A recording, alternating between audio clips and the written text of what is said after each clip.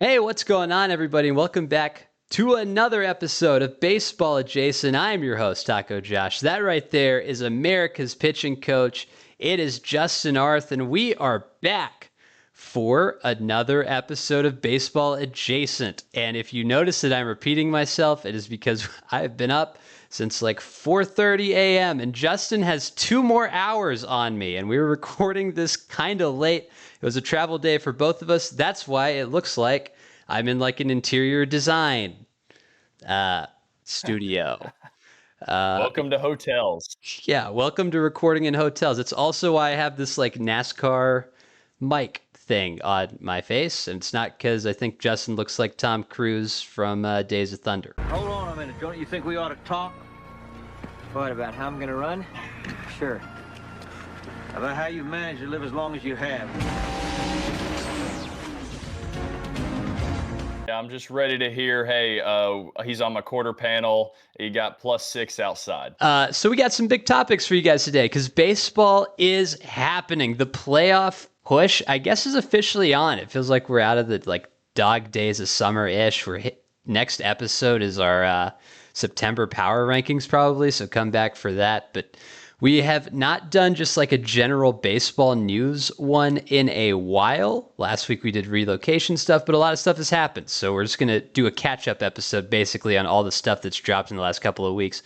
That includes like Zack Wheeler, the Volpe stuff, Adley Rutschman, Kyle Tucker's been playing with a broken hand. Eovaldi's out for the year. We're going to hit on all of that hopefully by the end of the episode. So like and subscribe if you guys do enjoy.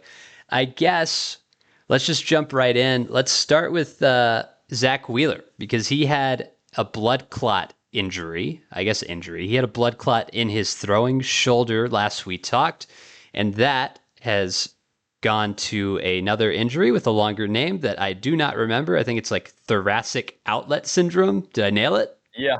Yep, thoracic outlet syndrome. And yeah, it's something that I know a lot about as a NPA certified pitching coach because when we do our stat test, we check for this. Yeah. So the blood clot has kind of evolved into that, which means he's out for the year, which is unfortunate. Obviously, you never want, he's one of the best pitchers in baseball. You want him to be healthy. Even as a not so closeted Mets fan, it would be good for him to be healthy and pitching down the stretch for them. So that's tough on his part, obviously. But I want to talk about this from the Phillies' perspective because they're still a damn good baseball team.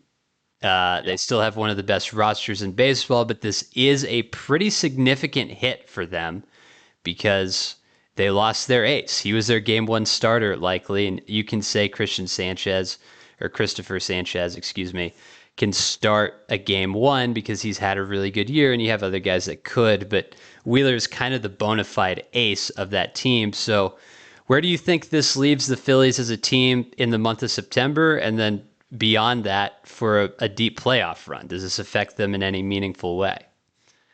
Yeah, I mean, you're looking currently at the Philadelphia Phillies season, or at least their current series against the Mets. They're kind of taking care of business.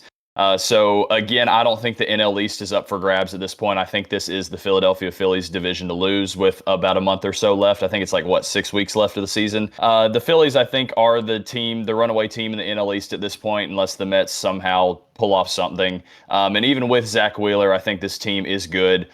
They've really solidified the back end of that bullpen, which was something that they really desperately needed.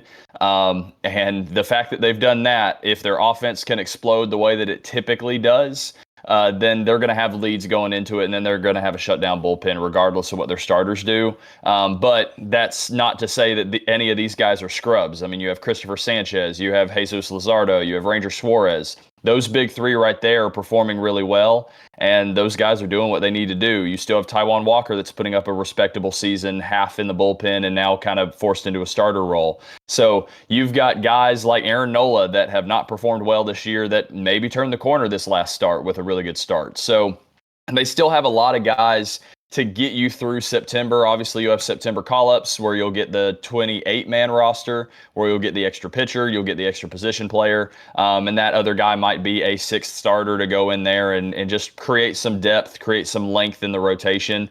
But when we get to postseason, on the other hand, I do think it at least exhibits some type of problem for the Phillies.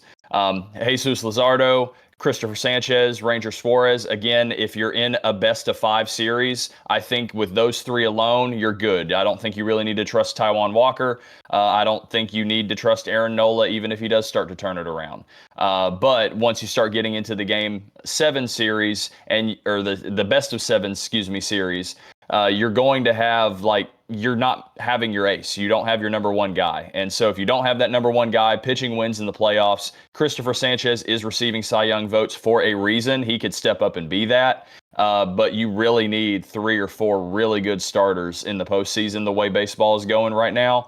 And really just the way the National League and the American League are really kind of turning into be semi-competitive. Obviously, American League's more competitive than the National League, in my opinion. But pitching's still going to win you games in the postseason, and missing your number one starter going into the postseason is never good for your World Series hopes. Yeah, I do wonder, especially in a long series, what that would do to the Phillies, because I think they have the other guys that you could win a short series. You can win a 5-game series. You have guys that you can start a couple of times, but once you kind of lengthen that series to, a potential 6 or 7-game series in the championship series or the World Series, I do think that Wheeler hit becomes more significant the later in the run you get. Because guys are going to be throwing innings that you don't expect to be throwing high leverage start innings. So it is like we have Nola and hopefully he's turned the table, but Nola hasn't been spectacular this year necessarily. I think that's no secret to Phillies fans. It's really no secret to the rest of the league either. You can look at it as like the peak of Nola. The potential of Nola is pretty good, but he has not shown it this year. And I do think that will come into play in a long series if they need him to even start a game. It's kind of a roll of the dice at best as to what you're going to get out of Aaron Nola at this stage. Yeah, absolutely. And I do think we at least need to bring up to question just the Philadelphia Phillies for the future, too. I mean, you've got Zack Wheeler that's, 36 right now currently? And thoracic outlet syndrome in the grand scheme of things is not that significant of an injury in terms of career performance. You see 76% of players that have had thoracic outlet syndrome surgeries of some sort come back and be just as good, if not better than what they were. So this isn't like Tommy John where you're looking at like a true year recovery before you even start to even throw, let alone perform in 2 years down the line back to kind of similar to how you used to be. So thoracic outlet syndrome at the end of the day is something that I think he'll be fine with. He'll come back from. Now, I will say only 15 players have had his specific type of surgery, as opposed to just the multitude of, I think, another 46 others or something like that, has had just normal thoracic outlet syndrome with the nerves and the blood vessels pinching, as opposed to like a clot from it. I'm hearing they're going to have to take out a rib too, so you never know what that could turn into with more oblique injuries or just squeezing of stuff in there or pinching of things in there that might lead to more injuries. And obviously he's 36, so how is he going to bounce back from it? So the Phillies, I think, are still built for September. They're built for the short series. Like we said, long series might be a question, but I do think you do need to question the Philadelphia Phillies long term if Zack Wheeler's really their guy moving forward. Not because he won't come back from this, but it's at least a question because it's at least a 9.5 month type recovery. So you're going to have to find somebody in the offseason to fill his spot until we get to July? Yeah, we're looking at half of next year as well that he's out. I will say, to shed some positive news on the Phillies, their lineup is still really good. Kyle Schwarber is always leading or battling Ohtani for the league lead in home runs, which is always a good thing. Castellanos, the peak on him is pretty high. You still have Trey Turner. You have Bryce Harper. Stott seems to be finding it as of late. Like, the lineup is good, and the lineup is kind of suited to October, but I do think at some point you do need pitching. It's just going to be a thing that happens, and losing your ace is tough, but the lineup is good. So is it good enough to offset that loss? Time will tell. I don't know. I guess let us know in the comments. What do you think is about to happen? But we'll see. We'll see how we go. Let's move from that injury to another injury that has caused some news, and we're going to go back to Adley Rutschman, who is the Baltimore catcher of the future, and it has not worked out this year. The performance when he's been on the field has not been incredible, but he's also not really been healthy this year. He's had a couple of stints on the IL. I believe one of them was leg related. This last one is oblique related that I think they said puts him out for the rest of the year. They signed his backup to an 8-year extension because he's young and a prospect, and he's now the catcher of the future. Move over, Adley. And they're talking about trading him. I guess first, this is kind of out of nowhere, but also not super out of nowhere, because if you're signing a catcher to an 8-year deal, that probably means the guy in front of him is going to have to figure out a secondary plan to either play first base, the outfield, or a new team. So what's your gut reaction on all this? See, this is where me being an Atlanta Braves fan doesn't necessarily make me react the way that everybody else is. Like, I understand when you make an 8-year commitment, $67 million to a 20-year-old prospect that's like, hey, he's shown flashes of being good. Like, I know he's only hitting 200 right now in like 5 or 10 career big league games so far, but he's torched like AAA, he's torched AA. And he's a decent enough defensive catcher that you're going to see, I think, some nice little progression from him. But I do think the Orioles have enough of a core where they can run with 2 catchers, similar to the Atlanta Braves with Sean Murphy and Drake Baldwin. Now, obviously, Baldwin doesn't have that long-term deal yet. Maybe that's something that happens this offseason for Atlanta. But you do have 2 more years of control for Adley Rutschman. Injuries have hampered his performance this year, but he's still, I think, a positive 1.5 or 1.7 WAR player despite the terrible batting. The Baseball Savant numbers in terms of K rate and walk rate and chase rate and all that kind of stuff still look pretty elite. It's just all the bat speed numbers and all that kind of stuff that have dropped off significantly. He's still a good defensive catcher. And so, yeah, I mean, if Ryan Mountcastle, for example, will play more of a DH role and Adley can maybe go play first, or if Kobe Mayo really doesn't work out at first and you just want Adley sitting there at first, that's fine. But I do think with how this team is constructed and how this core is, I think you have a lot of positional flexibility with a lot of guys, and it doesn't look like now that Anthony Santander's gone that they're going to have a consistent DH, and that's probably going to play as a benefit to this team where, okay, Basallo could catch maybe, 67 to 100 games a year, and then Adley's catching the other 60 or so, and then maybe playing some first base here, and then maybe DHing some other games, and then you just kind of turn that DH into that rotational DH spot that we talk about for a lot of teams now, is just getting guys active days off where their bats stay in the lineup.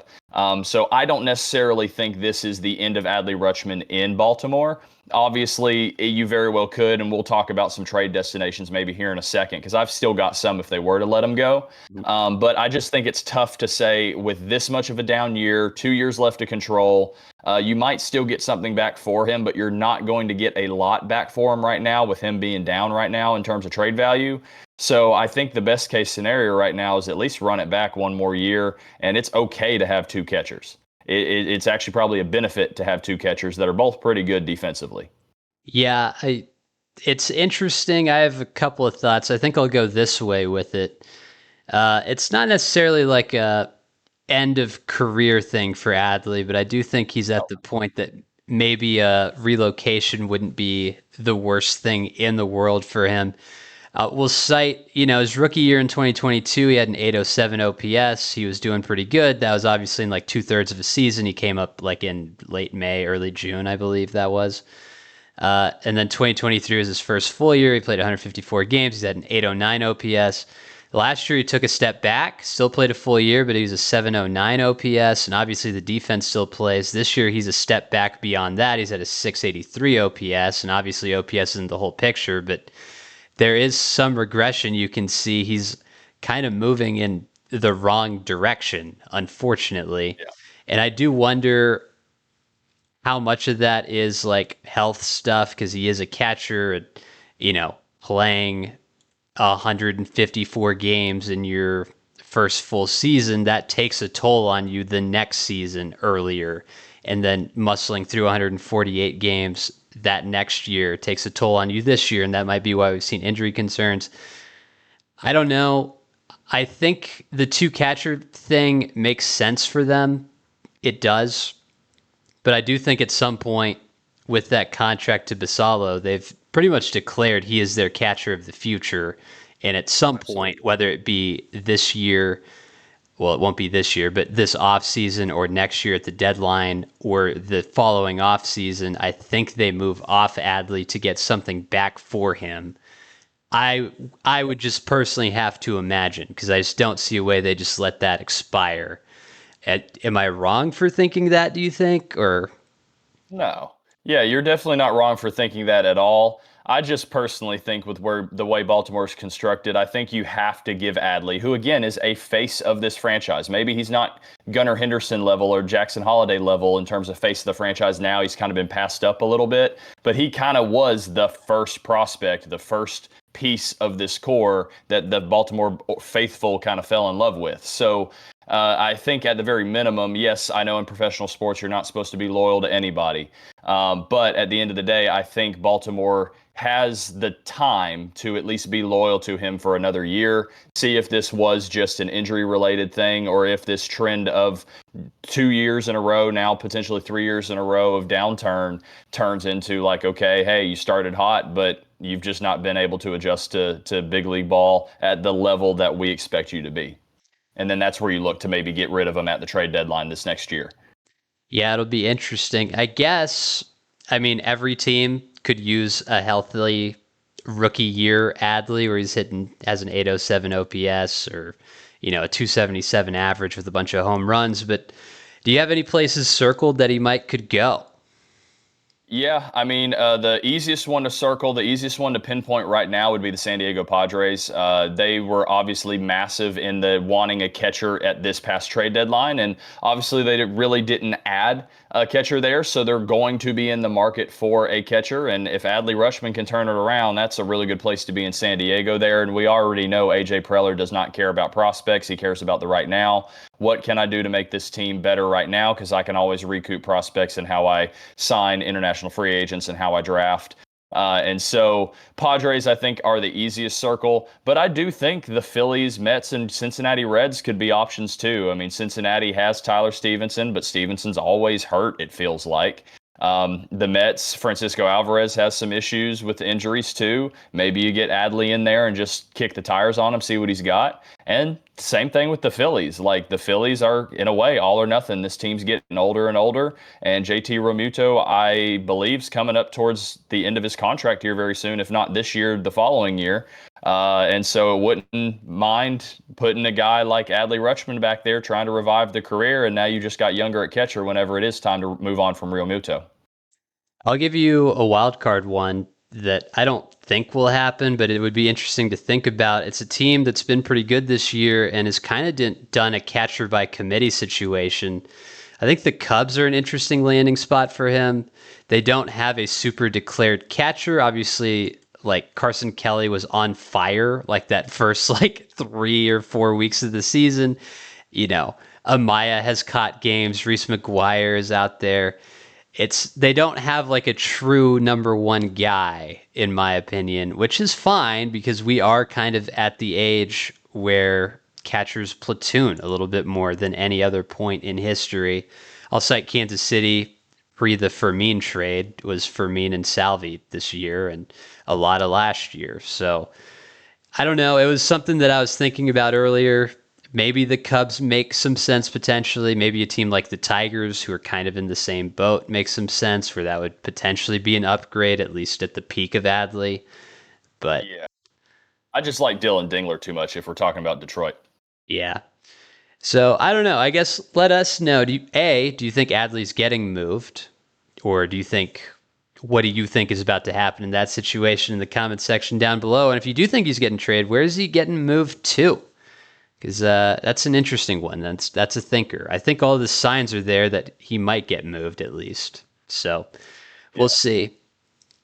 Let's move on to another guy that's been struggling mightily this year, and it is Anthony Volpe. He leads the league in errors, I believe, and that is not great because he is a shortstop. for the New York Yankees. It's not great as a shortstop. It's even less great as a Yankee because then everybody notices it.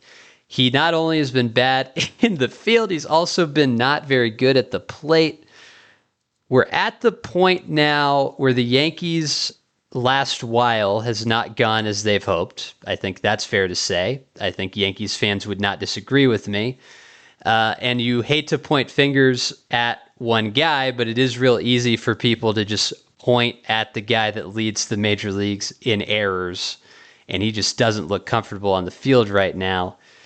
What if you're Boone? Let's say you're the Yankees manager for a day, or maybe for the rest of the year. How are you managing the Volpe situation from here on out? Yeah, I mean, from here on out, I mean, you made a trade for Jose Caballero from a division rival, and his main position is shortstop, and you're not really using him all that much, to my knowledge. So the thing is, I think you need to go ahead and make the change and put him in there.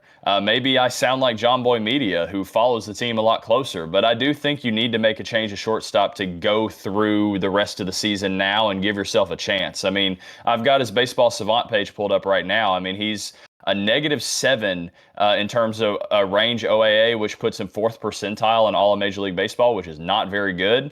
His arm strength is slightly better at a 33rd percentile. But again, like, you've seen just how bad the arm really is there and how uncomfortable he looks. We've made jokes whenever we were at the Ranger Angel game last night, when I was still out in Texas with you, Josh, that it's just we need to get Anthony Volpe in some defense 101 classes in terms of like IQ and how to play defense. And so when the IQ isn't there, and I think a lot of that is the pressure that it is to, again, be the shortstop for the New York Yankees, be a hometown kid playing for that team and have all of that kind of pressure on you to not only perform offensively, which has been okay compared to the defense, but it's also still not been good overall. And again, you're playing for that hometown team. You are the hometown guy. Like, you grew up, 10 minutes from that ballpark. So just the pressure and that team being a winning team is something that I think is affecting some of the mentals. But either way, he's got to do some like Aaron Rodgers ayahuasca trip or something in the offseason, something to get the mind right. And then he's got to get that range and arm strength under control. But for the meantime, I think it's time to maybe sit Volpe. And I still think there's a future, but there may not need to be a right now. So get Jose Caballero in there, and then have the conversation this offseason of, hey, do you improve? And at worst, you got to be able to bring some competition in there and fight for the shortstop position in spring training. Yeah, here's my thing on Volpe is he has never been a good hitter. What he has been this year, as far as OPS plus goes, is about how he does most years. His rookie year, he had an 81 OPS plus. 2024, that was last year, their World Series trip, he had an 86. This year, you feel like it's so much worse, but it's an 85 OPS plus. So he's essentially the same as he was last year. It's just the defense has slumped, and that's the one thing that cannot happen when you're a career, we'll call it 85 OPS plus player. Like, the glove has to play, otherwise you won't play. That's a pretty simple rule. I feel like they've mismanaged it a little bit. Volpe is still young. He's 24. My thing on this is I think the Yankees have kind of mismanaged. Like, they've kind of babied him, and they've almost babied him too much. Like, they kind of refuse to send him down when he slumps, which is okay. But at some point, you do need to give him games off to let him reset himself, I think, especially for a guy last year that was 23 years old. He played 160 games in the regular season. This year, he's on track to play like 150-ish. It's like, he's an everyday player. I get that. But when the defense is as bad as it is, that OAA is outs above average, you're 7 outs below average. And that's just not good as a defense first shortstop. So I don't know. I don't think he gets moved necessarily in the offseason, but I do think some time away just on the bench as like a mental reset. And I don't even know that it's for the rest of the year, but I think like sitting him for a weekend or 3 or 4 games consecutively would not be the worst thing for him because you have another option. Like we talked about, you traded for a shortstop. It should not be that big of a stretch to play that shortstop that you paid assets for.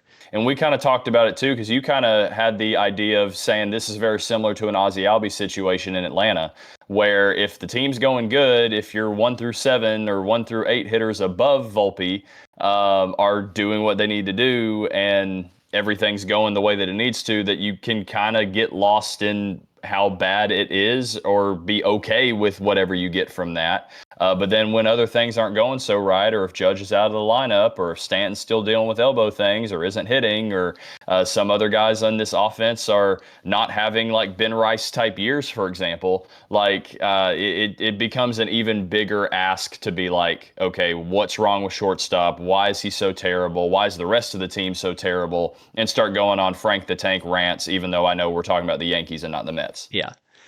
I think I think it is very comparable to the Albies thing because Albies has had some of the same struggles in his career. He's kind of been up his whole career. To my knowledge, I don't think Albies has ever been sent down since he got called up. Is that true? That is true, other than rehab assignments. Yeah. So I think that like is good because you do want your guys to stick in the big leagues, but there is also the other side to that of like, man, when they're really struggling and Volpe is a 24-year-old, you know, and this is his 3rd full season, it's not the worst thing to send a guy down for a minute, in my opinion. We saw the Rangers do that this year with Josh Young. They sent him down. They sent down Berger as well because things just weren't going well. And Young feels like a more established big leaguer at this moment than Volpe does, even. And so does Berger. So I don't know. It just feels like they've kind of mismanaged it a little bit, in my opinion. But I guess I do see the other side of it of like, would it ruin his confidence to send him down? But also, if it's ruining his confidence to send him down, can he handle being in New York anyway? That there's just a whole argument that you could chase all the way down and it's just a big circle. So I don't know.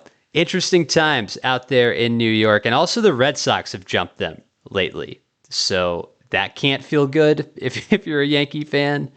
They lost 3 of 4 last weekend. So all of this is just being magnified.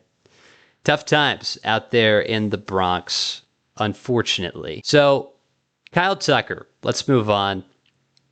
He has struggled. This is another guy that has struggled, established big leaguer.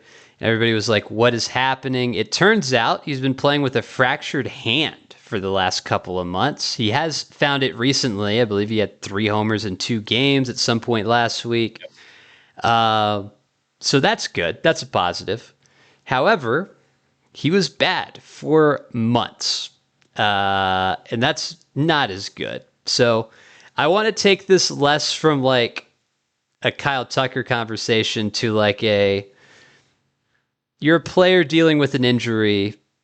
At what point do you just say, hey, I need an IL stent? Like this, me playing through this is not working, because I think we can both agree it did not work for Kyle Tucker to hit 168 over that last month with the fractured hand. So that's the thing, because I'll kind of bring the player perspective into this. Like us players have egos, especially when you're someone like Kyle Tucker, when you're one of the best players in baseball. And yeah, he is one of the kind of more silent, team-friendly kind of superstars we have in baseball. But at the end of the day, like he's still one of the best big leaguers in all of Major League Baseball. Like you want to play every night. You want to be the guy that tries to get to 162 or heck, at least like maybe 154, 150, whatever, stuff like that. And you want to put up numbers. You want to be that guy for the team. So you're in the last year of the deal. You're trying to get as much money as possible, because at the end of the day, okay, the money that Kyle Tucker has had in the course of his career has set him up for life. But we're talking about respect here between players and in the league and things like that is why you want as much money as possible.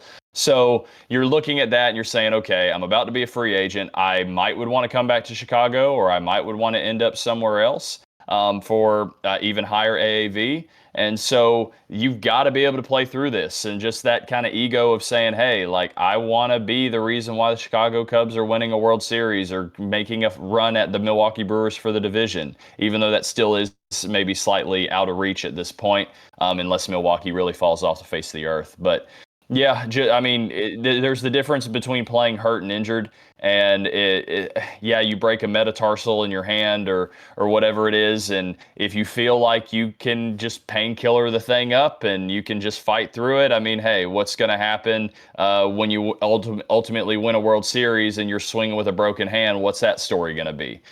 So you just kind of fight through it, you get through it. Swing the bat every AB, try to put the best AB together and put your team in a position to win. But if it doesn't happen and it really starts affecting performance, you do need to have people in that clubhouse that will take the player's best interests at heart and say, hey, we know what you're trying to do. We respect what you're trying to do, but we need to sit you down because you're going to be better in the long run for it. So fortunately, it seems like he's turning it around right now to where maybe this is a non-conversation from here on out anyway. But I think if you do see a huge performance drop again, you do need to at least consider it if the hand truly is the issue for the performance fall off. Yeah, I guess one of the questions I would have, because I obviously am not an athlete, as you can tell by my stunning physique, um, is whose responsibility is that call? Like, is that the manager? Because they have to know, right? They did not figure out that he had a fractured hand 2 months into him having a fractured hand. Like, I have to think the Cubs knew, and if they didn't, that's a whole nother conversation we maybe need to have. But I'm assuming the Cubs knew, right? At some point, Yep. He's 3 weeks into this fractured hand endeavor, and he's hitting, call it 150, and he hasn't hit a home run in 3 weeks. Should the coach at that point not step in, or the manager, or the hitting coach, somebody in the organization not step in? Because I get the athlete part of like, hey, if you're Kyle Tucker, you're like, I'm in a contract year here, dude. I'm trying to get paid. This is maybe my one shot here in Chicago. PCA is balling out. Seiya's leading the league in RBIs as this injury happens. It's finally happening here. I want to be a part of this. I get that. The competitive juices are flowing, but there's got to be another voice, I think, to be like, hey, that we have like Owen Casey. They just called up. We could have called him up 2 months earlier. He could have maybe just bridged the gaps to where this comeback for Kyle Tucker is happening 3 weeks ago after resting for a couple of weeks versus now. Yeah, and that's where I think the difference in you being Kyle Tucker versus you being an Owen Casey, or you being, I don't know, like a Vidal Brujan, who is obviously in Atlanta now. But like, I'm just insert random big league bench player here kind of thing. Yeah. If you're one of those guys, insert bench player here.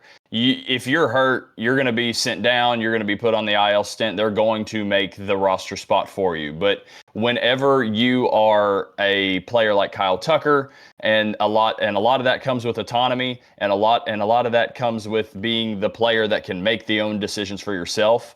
It's kind of what you see a lot in Atlanta with Ronald Acuna. Like, there's some times that I feel like Ronald should sit with injury things, but Ronald's like, I'm playing, and Snit's like, okay.